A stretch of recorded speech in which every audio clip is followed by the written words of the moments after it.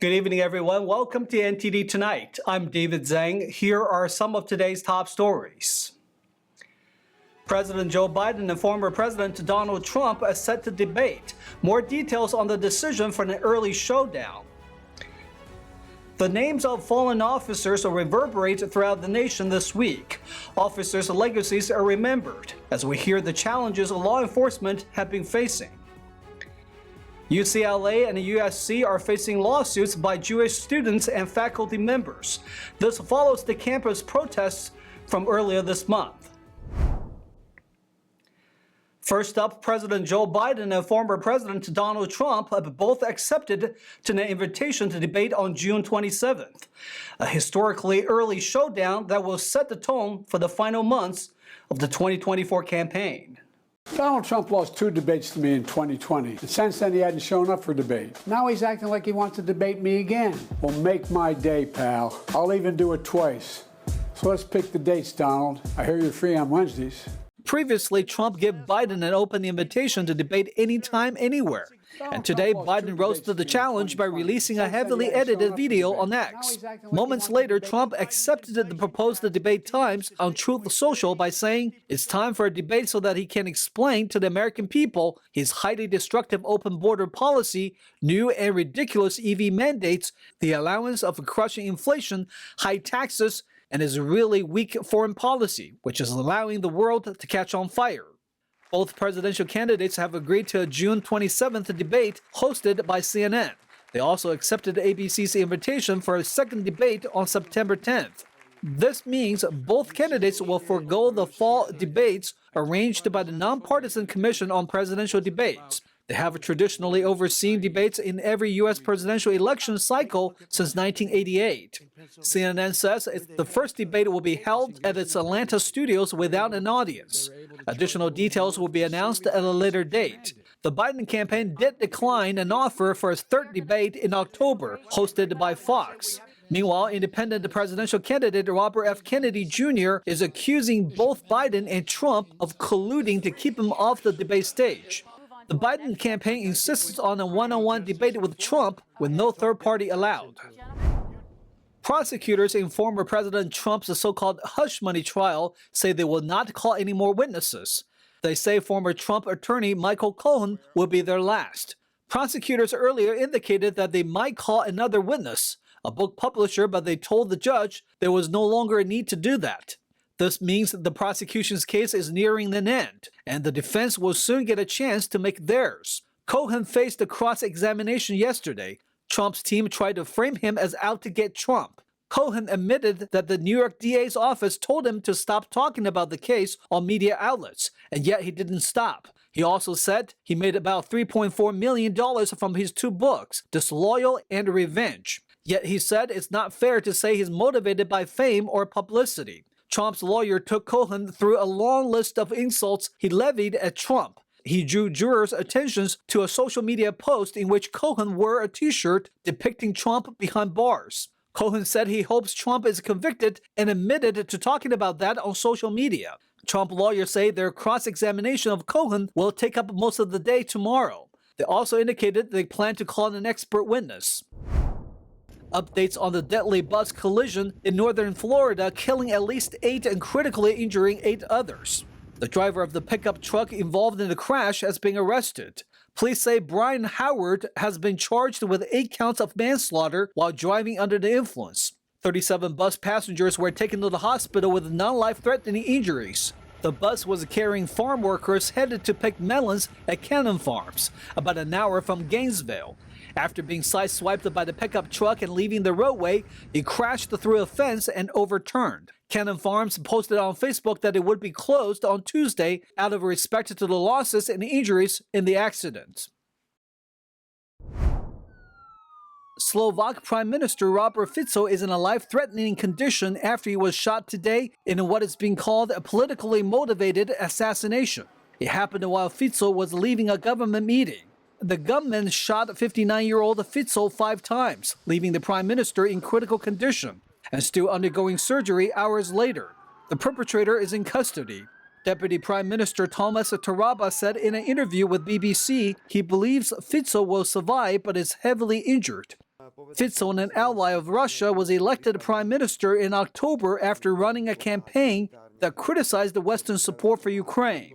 The defense and interior minister of Slovakia blamed the rising hate speech and division for the political atmosphere that they said led to the assassination attempt. FBI reported a rise in assaults against law enforcement officers. 2023 marked the highest in 10 years. This week, agencies around the country hold memorials for peace officers. Here's NTD's David Lamb with more. Douglas B.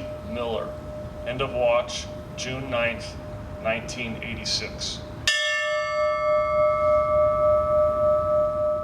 This is the annual Peace Officers Memorial Ceremony at the Sheriff's Office headquarters in Santa Clara County, California.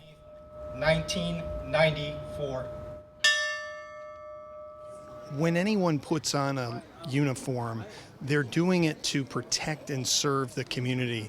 So we want to remember all of those officers, all of those deputies, all those law enforcement brothers and sisters who have fallen, and really think about the contributions they've made to our community. There's been 6 men from the Sheriff's Office that have paid the ultimate price, and this is just an opportunity to honor them, their memory, and their families as well.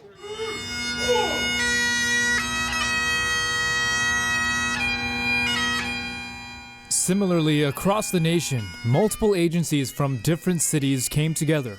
Peace officers are also known as law enforcement officers. According to the FBI on Tuesday, the rate of assaults on American law enforcement reached a 10-year high in 2023, with more than 79,000 officer attacks reported. Agencies reported 466 assaults with firearms in 2023, which is the highest level in a decade, FBI officials said. That's up from less than 200 officers assaulted and injured by guns in 2014. It's just a challenging time to be a deputy sheriff or a police officer in the United States and in California. But we've got really great qualified individuals that are still signing up to do the service. We train our deputy sheriffs to be as safe as they can, to de-escalate, to gain cooperation. We're having trouble recruiting people who want to put on that uniform, but we want to tell them too, this is an opportunity for you to serve your community. For many people, it's a calling, and so we want to do everything we can as the Sheriff's Administration to make sure we're protecting those who protect everyone else. This solemn tradition has a long history. Back in 1962, President Kennedy issued the first proclamation for Peace Officers Memorial Day, as well as National Police Week, to honor those that gave the ultimate sacrifice. And as we've seen today, the men and women in uniform still hold this tradition. Reporting in Santa Clara, California, David Lamb, NTD News. 2 Southern California universities are facing lawsuits this week from Jewish students and faculty who claim that administrators failed to protect them during recent pro-Palestinian protests. NTD's Christina Crone has more on the story. A Jewish student filed a lawsuit against UCLA officials on May 13th in Los Angeles Superior Court, alleging civil rights violations, negligence, assault and battery, and breach of contract. The lawsuit, filed by Los Angeles attorney Michael Resnick, seeks a court order to prevent the creation and sponsorship of a dangerous condition on campus. The class action lawsuit claims that UCLA's Jewish students and faculty members seek to be safe and free from campus terrorism and anti-Semitism, as well as from other harms, including assault and battery. The students' lawsuit claims that the university enabled the protest and monitored it closely, resulting in Jewish students and faculty being fearful for their lives and safety. According to the court filing, they were unable to enter the town square or other campus areas without facing verbal or physical physical assault from the protesters. The student also alleges that faculty members offered extra credit and better grades to those who participated in the protests, with the university's knowledge and consent. Mr. Resnick planned to file a similar lawsuit against USC on Tuesday on behalf of a Jewish tenured professor who wants to remain anonymous. The lawsuits seek monetary damages, but Resnick emphasized that the primary goal is to stop anti-Semitism. The April 24th pro-Palestinian protest at USC was put to an end by campus police and outside law enforcement. After nearly 100 protesters were arrested, USC canceled its main graduation ceremony. However, smaller ceremonies proceeded on May 10th. According to Mr. Resnick, other students and faculty at UCLA or USC can join the lawsuits. Christina Corona, NTD News. We'll take a short break now, everybody, but here's a look at what we have for you when we come back. Anti-Israel protesters gathered near Google headquarters. They tried to disrupt the Google's annual conference. WNBA rookie Caitlin Clark saw a rocky debut on the court, but slowly found her confidence. More from last night's game. Instacart and Uber Eats are teaming up to offer restaurant delivery. We'll take a look at what the partnership will bring. Those stories and more coming up on NTD Tonight.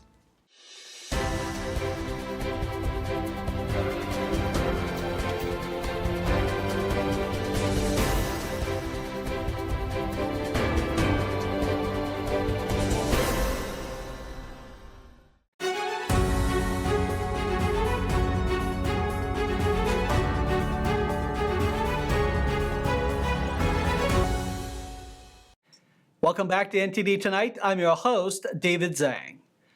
Protesters gathered outside Google's annual conference, blocking an entrance to Emperor Theater, where thousands had gathered to hear the company's latest artificial intelligence plans. NTD's Christina Corona tells us more on the story.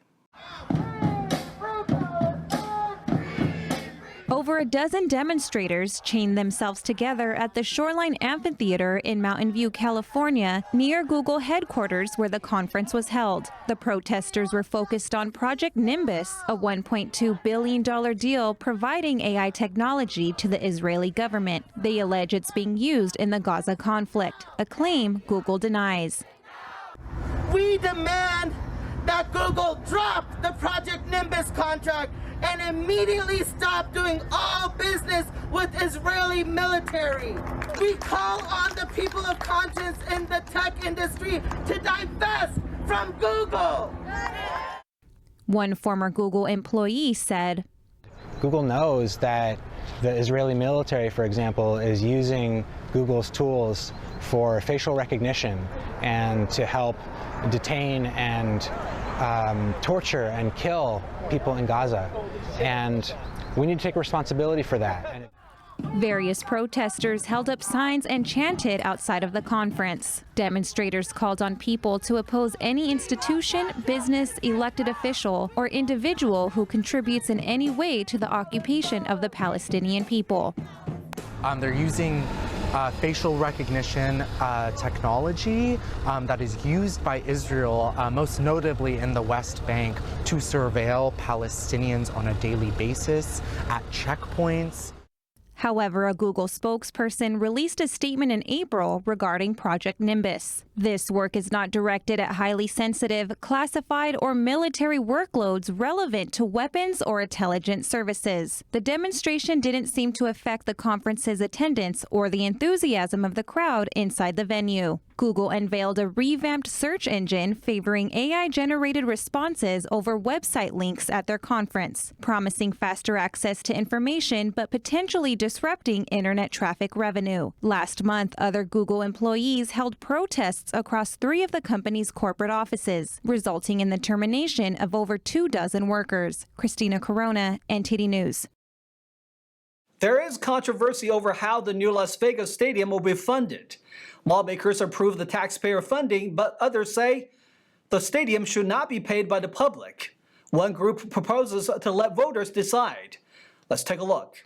The Nevada Supreme Court on Monday struck down a proposed ballot initiative that would allow voters to decide whether to repeal the public funding for a new MLB stadium in Las Vegas. Last year, lawmakers approved the funding. Putting the question on the ballot this year would have been the most effective route to repeal key parts of the bill for the Oakland Athletics to move to Las Vegas. The Nevada State Education Association, a statewide teachers union, has long opposed public funding for the stadium. It backs a political action committee called Schools Over Stadiums, which has been trying to stop putting tax dollars into building the stadium. In a statement to NTD, the Nevada State Education Association said, "We are disappointed Nevada voters will not have their say in 2024. With this guidance, Schools Over Stadiums plans to refile our petition next year and win in 2026. Nevada voters deserve the opportunity to decide where their money goes." The stadium financing debate in Nevada mirrors those happening nationwide over whether public funds should be used to help finance sports stadiums. A's representatives and some Nevada tourism officials have said that public funding could help boost the economy in Las Vegas. But more and more critics say the cost to build it may be more than its benefits. MLB owners have unanimously approved the A's move to Las Vegas. The new ballpark is set to open in 2028. And now turning to sports, the highly anticipated WNBA debut of Caitlin Clark got off to a rocky start last night. But the rookie was slowly able to find her confidence. NTD's Carlos Reyes has more on the story. The Caitlin Clark era in the WNBA has officially begun, though it started off a bit rocky. The Indiana Fever rookie faced a tough introduction, going scoreless for nearly 15 minutes in their season opener against the Connecticut Sun. Despite the slow start, Clark found a rhythm, finishing with 20 points in the Fever's 92-71 loss on Tuesday night. Clark admitted the game was physically challenging and acknowledged she had much to learn. It was physical, and obviously it wasn't the best start, she reflected. However, she remained optimistic, understanding that this was just the first step in her professional career. Clark's initial struggles included missing her first 4 shots and picking up early fouls. Her first points came from a steal and a coast-to-coast layup, a moment that seemed to unlock her confidence. By halftime, she had 7 points, and she continued to battle, adding 13 more in the second half. Yet turnovers were a significant issue, with Clark responsible for 10 of Indiana's 25 turnovers, many of which were unforced errors. Despite the loss, Clark's debut generated immense excitement. The game was a sellout, with fans eager to see the highly anticipated rookie. Clark's presence has already made a significant impact, with her jerseys flying off the shelves and causing WNBA teams to move games to larger arenas to accommodate the demand. Clark's next opportunity to shine will come Thursday when the Fever hosts the New York Liberty in her home debut. Carlos Reyes, NTD News. Instacart and Uber Eats are teaming up to offer restaurant delivery, expanding customers' options to order food through apps. NTD's Christina Corona has more details on the story. In the coming weeks, Instacart will introduce a new restaurant delivery feature with the back end powered by Uber. Instacart announced a new tab on its app that will enable customers to select from nearby restaurants, view menus, place orders, and track deliveries in real time. Uber will provide the listing of restaurants, oversee the transaction with its software, and have Uber Eats couriers pick up and deliver the food. The entire process will be integrated within the Instacart's app or website. Instacart Plus members will not be charged delivery fees for Uber Eats restaurant orders over $35. Uber CEO Dara Khosrowshahi said, "This new strategic partnership with Instacart will drive more business for restaurants and create more earning opportunities for couriers." According to Bloomberg, Instacart CEO Fiji Simo said that Uber will pay Instacart an affiliate fee for each order the company forwards to it. The partnership comes amid a competitive environment for food and grocery delivery, as major players like Amazon, Walmart, Target, and DoorDash compete for market dominance. Christina Corona, NTD News. Minnesota is the latest state to change the design of its flag. The new one was raised at the Capitol over the weekend for the first time. Minnesota's new state flag was hoisted above the Capitol grounds on Saturday for the first time. The design echoes its motto of being the North Star State. It replaced an old flag that some say brought up memories of conquest and displacement for Native Americans. Adopted in December, the new flag includes a dark blue shape resembling Minnesota on the left with a white 8-pointed North Star on it. On the right is a light blue field that, to those involved in the selection process, symbolizes the abundant waters that help define the land of 10,000 lakes. The state also adopted a new seal featuring a loon amid wild rice to replace the image of a Native American riding off into the sunset while a white settler plows his field with a rifle at the ready. The design was a key feature of the old flag, hence the pressure for changing both. The outgoing flags on the Capitol grounds were retired in a pre-dawn ceremony before the new flags were raised at sunrise. Several other states also have been redesigning flags. The Utah legislature last winter approved a design featuring a beehive, a symbol of prosperity and the hardworking Mormon pioneers. Mississippi chose a new flag with a magnolia to replace a Confederate-themed flag. Other states considering simplifying their flags include Michigan, Illinois, and Maine. Stay tuned for China in Focus with Tiffany Meyer coming up next. U.S.-China decoupling speeding up on the biotech front. A new bill is moving one step forward in the House. How does Beijing's ambition to collect American DNA play in? More on China in Focus with Tiffany Meyer at 9:30 p.m. Eastern. And that's all we've got for you tonight. We'd like you to join us again on NTD Tonight every weekday at 9 p.m. I'm David Zhang. Have a wonderful evening.